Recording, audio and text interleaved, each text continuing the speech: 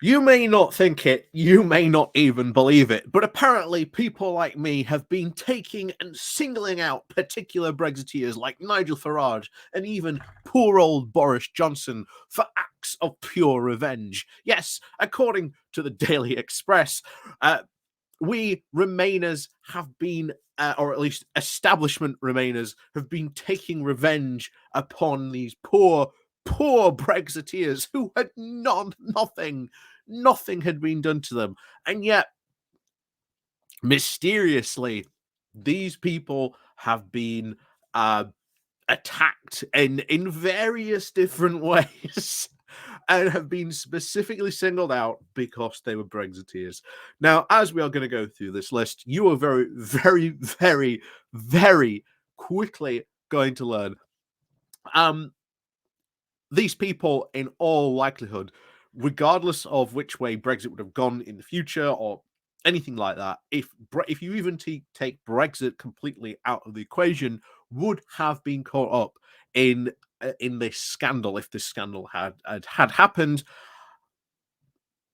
It'll be interesting to say which way the Express may or may not be coming down, or even supporting them in various different ways, purely for the fact that, well, the Express likes to support nonsense conspiracy theories and likes to push the fact that, oh, Remainers are still out there trying to overturn Brexit or take revenge on Brexiteers. So beware, keep your children safely locked up at night because the Remainer still stalks the street at night, looking to gobble up those precious Brexiteer children. I don't even know where I'm going with that analogy anymore. But anyway, on to this bizarre top 10 list that the Express decided to publish of apparently the 10 ways that the Remainer establishment has taken revenge on Brexit from Nigel Farage's bank, which we've discussed at length many times, but of course Boris as well. Oh boy, this is going to be an interesting list to say the least. But let's get into this. But before we do go getting into that, please do remember to click on the like, share, and subscribe button. And of course, as always, down below there are links to my Patreon page and a one-off link called Buy Me Coffee, where you can all buy me coffee. And of course, there is the thank you button, and of course the YouTube subscription, where apparently now I'm not sure how you do it, so I haven't looked into it yet. But apparently, if you are a member of this channel, you can actually gift subscriptions to other people on this channel. Apparently, I don't know how you do that, but apparently that's now a thing that YouTube told me this morning that apparently members of this channel can now do. So hey, thank you very much if people do gift memberships to other people on this channel. Like I say, thank you very much to all those people who do, again, help and support this channel. Even if you do, just click the like and share button. Like I say, every little helps. So let's go over this list of apparently the ways that people like me, we Remainers, have taken revenge on these poor innocent Brexiteers who did absolutely nothing at all in these cases. But we'll go over this list. So the first one is debanking. So let's see what they've got to say about this. So the debanking scandal is a good place to start because it highlights how Remainer cancel culture spreads beyond public institutions into the private work of the corporate sector. If anything, and you look at how this scandal unfurled, or I should say, quote, scandal in big quotation marks, probably the size of the Empire State Building. That's how big those quotation marks are. This was a clear example of Nigel Farage using his own right-wing version of cancel culture on a bank who had clearly stated months ago that they were no longer going to do business with him because the loan on his, oh, see, not the loan, his mortgage on his house was up, and that this would bring him below the minimum wealth requirements to bank there. Now, this is still going to go actually to the financial ombudsman in this case. So when they eventually report back, and they will probably tell us, oh yeah, Farage fell below the minimum wealth requirements. End of story. The right wing is going to say nothing about it. But trust me, we will be keeping some very close eye on what the financial ombudsman has to say when it comes into this, because all the financial experts have been saying that's why Farage got, quote, debanked. But again, for Nigel Farage, the supposed champion of these people who have been debanked, just a month before Nigel Farage, 12 Muslim charities themselves had their bank accounts cancelled with no warning and no reason given. Is Nigel Farage championing their cause? Is he going to back their corner? No, I don't think so. He seemed to have started up a new campaign group, which, by the way, is already soliciting donations for who knows what, or where those donations in particular are going to be going. But apparently this was to bring attention to all these people who have been debanked. And now, ultimately, just as the fishermen were, Farage will quietly drop this because he's got his bank account now, because he put his own right-wing cancel culture onto the banks by managing to get two of the most powerful people in the land, the Prime Minister and, of course, the Chancellor, to put pressure onto the banking sector. Ultimately, this is going to be very much, shall we say, going to a very quiet form now. You'll probably hear less and less about this now that Farage has got what he wanted, which is, of course, to preserve his very high coveted status as being a member of a highly elitist, privileged bank. When, remember, after they were said, we're not going to bank with, you don't want to bank here anymore because you don't meet the minimum wealth requirements, we're going to offer you another bank account at NatWest. Farage wasn't debanked. He was said, you can't bank here at me anymore because you don't meet the minimum wealth requirements, but here's a NatWest account. He was far from debanked. And again, supposedly all these other banks that also refused him a bank account, Farage has never shown any evidence that there were these other banks that refused him on this.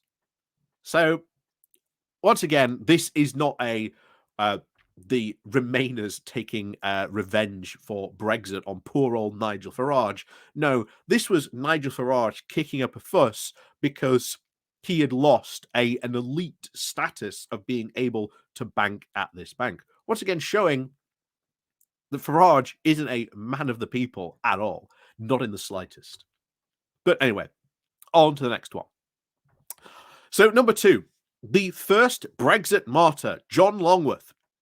So, the Remainer establishment did not even wait for the EU referendum ballot papers to be printed before taking revenge for the first time on a Brexiteer who had the audacity to speak out against the goal of staying locked into the Brussels rule.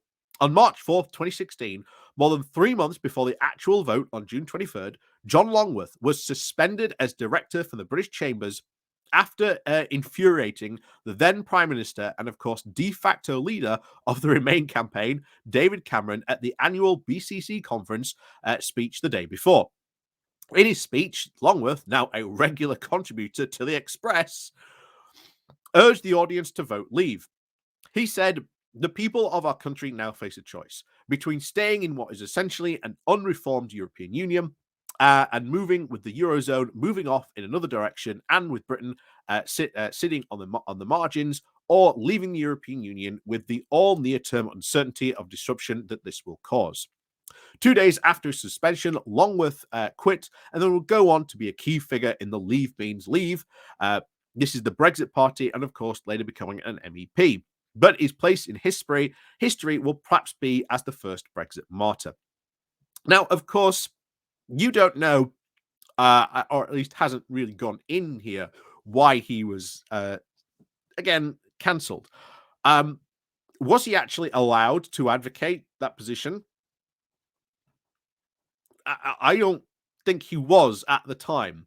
And I'm pretty sure if you went to actually look into see what the British Chambers British Chamber of Commerce actually probably said at that time, I wouldn't be surprised if they had said, you can't make this kind of political speech, because the British Chamber of Commerce aren't allowed to make, I believe, because of their charity status, and I'm sure someone will correct me if I'm wrong, but they aren't allowed to make overtly political decisions. They can't come out and say, you should vote this way. Now, they are allowed to come out and criticize and criticize the government, much to the right wing's chagrin, because again, one of the British Chambers of Commerce has been one of the strongest groups pointing out the disaster that has been Brexit. They're allowed to do that, but they're not allowed to say, well, we want you to vote in a certain way, which, according to what the British Chamber of Commerce did, under their rules, that's what John Longworth did. He broke those rules. So once again, this is not someone who is a Brexit martyr. No, this is someone who clearly broke his own company's rules about political advocating for a position that he was not allowed to make. So that was number 2. Number 3, the Electoral Commission. Here we go. So perhaps the most egregious attack on Brexiteers was by the Electoral Commission, which the post-2016 appeared to be on a crusade to punish those involved with the Leave campaign. There were investigations into Vote Leave and other associated groups like Believe, run by the then young fashion student Darren Grimes. Yes, because from what we saw, from what Vote Leave were doing and what we had from whistleblowers at the time, they were using other groups like Believe. When they had met their threshold for spending, they would instead pass this money onto groups like Believe, and then they could spend that money on their behalf. It was like almost, navigating some of these electoral rules that we've had over this time. Again, there are strong reasons why the Electoral Commission went in and looked into what was going on into Vote Leave. Now, unfortunately, because our government was very, very pro-Leave, decided not to actually follow up onto these investigations or really look into them. And yet there is still a lot of dodgy dealings that went on during this time and around these particular questions that should be asked. For example, where did Aaron Banks get all that money from that he gave one of the largest political donations in UK history? Where did he get that money from? And a lot of people have said he really didn't have the money to be able to make that donation. A lot of interesting questions indeed do remain around the 2016 referendum, but Leavers don't want them investigated. Why? Because they want to keep their moment in 2016 as that referendum being pure. They think that any investigation might actually drag something up and make that moment unpure, and thus rehabilitating the whole fact about, well, maybe we have to have a look at what happened in 2016 again. And then, of course, we love this, but the Electoral Commission's pursuit of Grimes in particular was quite shocking, and ended with them issuing an over £20,000 fine for essentially making a mistake with his paperwork. Yeah, this wasn't a mistake with his paperwork. It was far from a mistake with his paperwork. The Electoral Commission would not go ahead and fine you that amount of money for just a small mistake with your paperwork. Of course, he managed to overturn it in court, and by 2021, a new chairman of the Electoral Commission apologized to him in a bid to restore its, quote, damaged reputation. Strangely enough, when Priti Patel reported the apparent irregularities at a Remainer group, Britain Stronger in Europe, into the commission, they did not see any reason to investigate. Well, again, I don't know what exactly they were reporting from Priti Patel, but the Electoral Commission has really overwhelmingly probably been a lot fairer and acts as very much an independent ombudsman. But if they didn't investigate that I notice you're not saying what exactly Priti Patel reported that irregularity was, seems to me it wasn't wasn't either that good or probably wasn't true to begin with. Let's move on. Honours and peerages. I really doubt you could sort of fit this as a as an honours and peerages example, but there you go. So this is another Nigel Farage example. It is believed that he has been put forward for a knighthood at least 5 times and rejected by the vetting committee each time. Gee, I wonder why.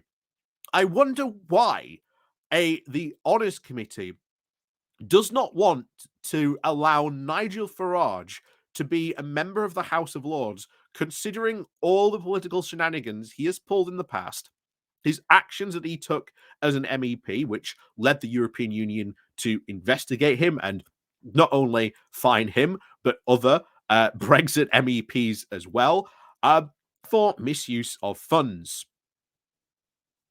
Interesting. The Express can also reveal that recently, that the last time he was nominated was by Boris Johnson when he was Prime Minister, but to no avail. The less clear-cut issue appears to be peerages. The recent rejection of Boris Johnson's lists of people like Nadine Dorries was linked to Brexit, amongst other issues, and I'm sure it had nothing to do with the fact that Nadine was a sitting MP, and it has been very clear why she did not get her peerage. She was a sitting MP, and a sitting MP cannot be made a Lord. A Lord cannot sit both in the House of Lords and be an MP at the same time. That's why you didn't get it. It is also true that the elevators of the odd Brexiteer like Kate Howitt and Claire Fox is a mere drop in the ocean of Remainers on the red benches.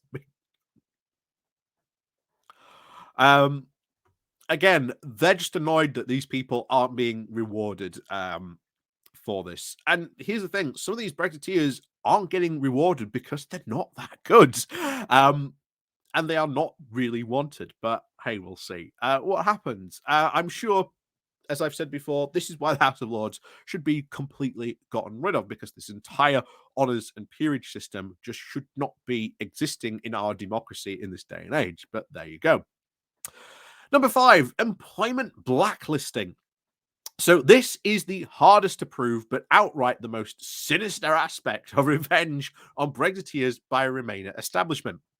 The actor Lawrence Fox is perhaps the most well-known person to be cancelled from his profession for speaking out on Meghan Markle, free speech, and of course Brexit. Yes, and what about all the other crazy stuff that Lawrence Fox has said as well that might make people not want to put him forward for roles? Just a thing there. The Express is probably not mentioning again, but there have been others as well. The trade unionist and left-wing Brexiteer Paul Embry was sacked as an official from the Fire Brigade Union for supporting Brexit. I don't think he was. Again, that will be supporting a political position. Has he sued the Fire Brigade Union? Because if he can prove that he was sacked for his support of his political position, then I'm pretty sure you could sue the Fire Brigade Union. Has that happened? You're not saying it, so I'm guessing that's not happened. And also, who can forget the way? I love it. Father Calvin Robinson was barred from becoming a priest in the Church of England by the Bishop of London. Because if you look at what he was saying, or at least what the Bishop of London said, this guy was role-playing as a priest and wanted to very, very much role-play, but was saying a lot of stuff very openly and especially politically that even people in the Church of England aren't really allowed to ultimately go out and advocate for. So he was sort of said, no, you can't really become a priest unless you stop saying a lot of the stuff that you're saying. And of course, he was like, you can't do that. That's my free speech. Well, you want to become a priest, well, you maybe have to curb your enthusiasm and all those stuff he was saying. But of course, he didn't want to do that. Of course, others have not made their cases public, but a number of Leave and former Brexit Party MEPs have spoken privately of being blocked for jobs, job interviews, or even long lists after making their views on the EU well known. Again, how can you actually prove this when even you admit is both the hardest to actually prove? How do you know they just weren't good for the job? How do you know that they weren't going, oh, well, actually, this person's made a fool of themselves in the past. Why are we going to hire them? You know, reputational management is massively important for a business. You want a clear example? Just look what happened to Twitter. Elon Musk destroyed the reputation of a company with advertisers in a matter of seconds, and as a result, has lost that business millions of pounds. Reputation to companies very, very much matters, and sometimes people representing you might not want them. Number 6, the BBC. This old chestnut. As I've said before, the BBC is damned if it does, damned if it isn't. Many people in the left wing will say that the BBC is too right wing. Maybe people on the right wing will say the BBC is too left wing. As I've said before, it is damned if it does, damned if it doesn't. So the idea that the BBC is impartial, there's a lot of stuff to say that the BBC has more than been fair with Brexiteers' views and inviting them on. Nigel Farage being constantly on Question Time is a prime example of that. As it is supposed to be as it's supposed to be in its much vaunted charter, but it has been blown away by Brexit. The infamous imbalance in favor of Remainer guests on shows like Question Time. Wait, you want to complain about Remainer guests? What about how Nigel Farage, if you were to look at pure Question Time visitations by him, you would suspect that Nigel Farage was like the one-man UKIP party. No one else from UKIP ever appeared on Question Time but Nigel Farage, even in places where that wasn't his actual constituency. Interesting, that. Maybe you should think about that. The Today programme on Radio 4 or Newsnight has been a problem throughout and beyond the referendum. How about the vice versa, where I'm pretty sure any left-winger would say, well, how about having that this Brexiteer on here going unanswered or anything like that? Just a valid question. So the BBC, along with Sky and ITV, have coined the phrase, quote, despite Brexit, for any success that the UK has enjoyed, with the assumption that Brexit is an obstacle rather than the reason for positive things in the country. Well, we've been asking constantly what these positive Brexit benefits are, yet Brexiteers can't really seem to name them. Interesting, that.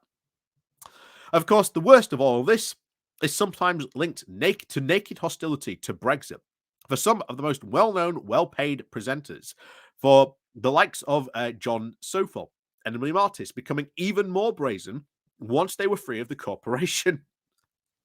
So wait, you're saying that once she was free of the BBC, this supposed impartial company, she became more openly anti-Brexit. Then what was keeping her, I wonder, from expressing those more anti-Brexit views more openly? I wonder what it could be.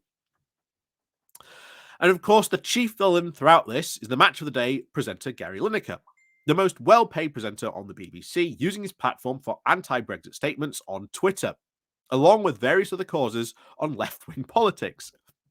And this is where the rub comes in for Gary Lineker.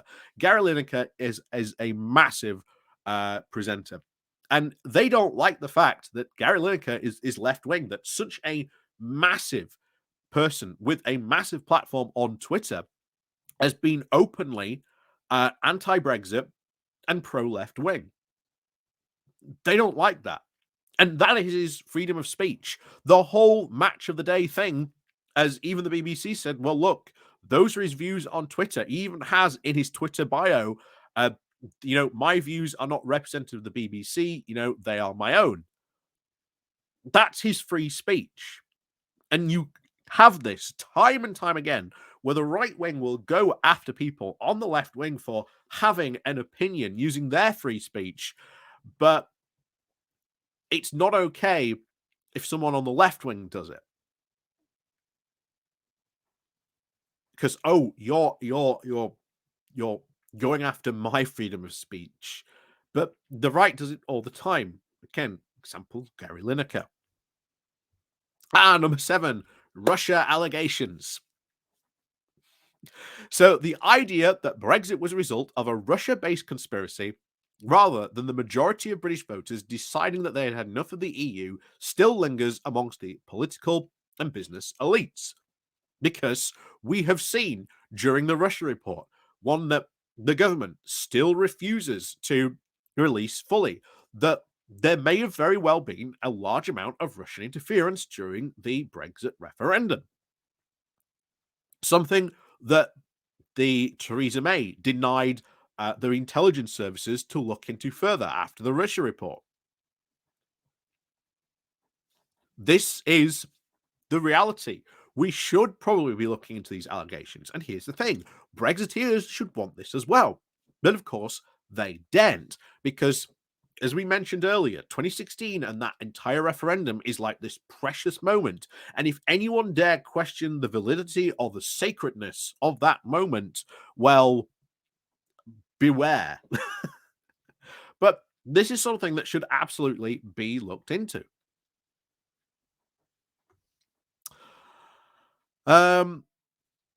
Anyway, let's go on.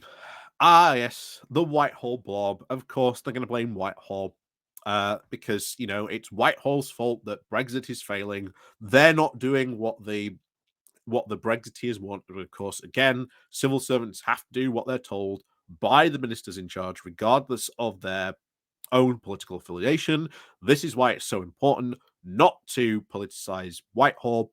As we've said numerous times, it does not create a very good environment, nor does it encourage, shall we say, opportunity for these people in Whitehall to actually pursue, you know, their own sort of, you know, good ideas that maybe they can bring to ministers, or problems that maybe they're facing. Because, well, if there is a genuine problem with Brexit and you've got to go to, let's say, you know, Suella Braverman and say, oh yeah, by the way, there's this problem. It's going to be caused by Brexit. What do you think Suella Braverman's going to say? She's going to say, oh yes, you're one of those blob people, and not listen to you. This is why we have said numerous times the government is now trying to go after Whitehall because it needs a new enemy. We have left the EU. They can't blame the EU like they used to. The EU, you can even look back into things from the Express where they used to blame the EU all the time for everything. But no, now we've left the EU, it makes them look completely foolish for blaming the EU.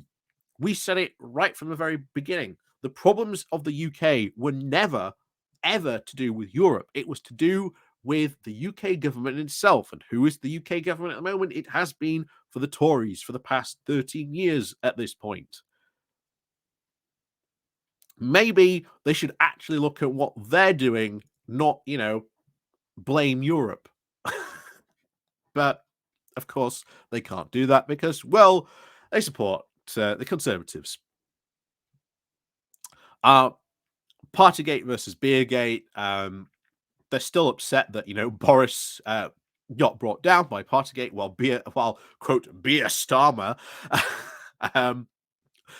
got you know, investigated, and he said, well, look, if I get a fine, I'll resign. He didn't get a fine.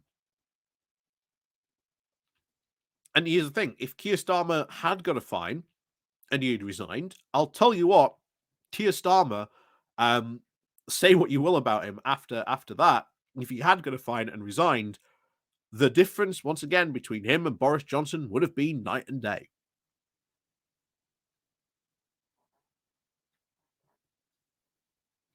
Because we need, you know, honest and open politicians. And oh yes, by the way, Still, large questions should be asked about how exactly the person who took this photograph took this.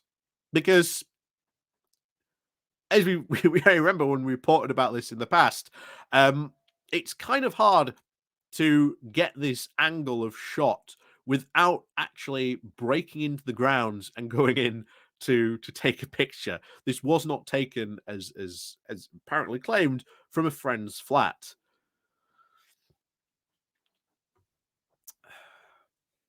And of course, our parliamentary standards and standards and committees. Oh, going after Boris Johnson for his parliamentary standards and the fact that he broke so many of his own laws as a minister.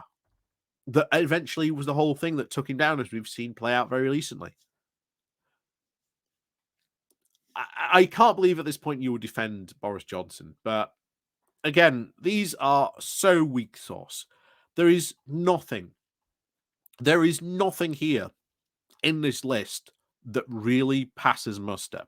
This is, we are butthurt over the fact that we have been investigated because we have done,